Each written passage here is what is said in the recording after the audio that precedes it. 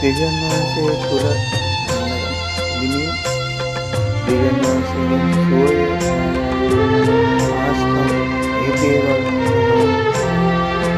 ඔබට ඒ දේවල්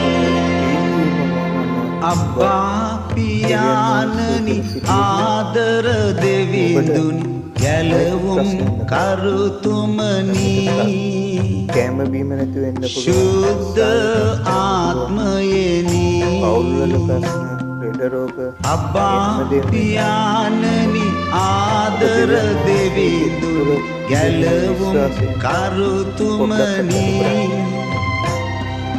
දෙවියන් වහන්සේ තුළ ඔබ ගැන යම් සැරැස්මක් තිබෙනවා. ඒ සැරැස්ම කොහොමද කොයි මොහොතේද ක්‍රියාත්මක වෙන්නේ ඒ සියල්ල දන්නේ දෙවියන් වහන්සේ පමණයි.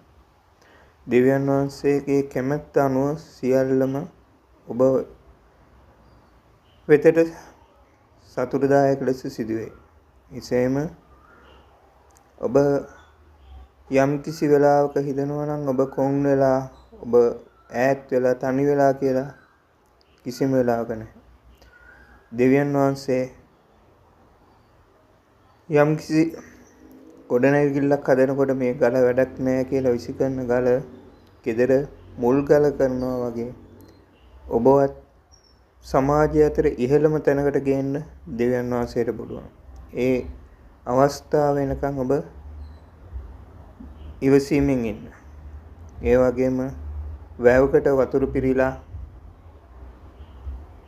යන මේ ගලාගෙන යනවා වගේ ඔබට සතුට ඔබට ලැබිය යුතු දේවල් ලැබෙද්දී දෙවියන් වහන්සේ තුල තිබෙනා වූ මේ විශ්වාසය පායලා වතුර හිඳෙද්දී වැව හිඳෙනවා වගේ දෙවියන් වහන්සේගේ තුල තිබෙනා වූ විශ්වාසය අත්හරින්න එපා.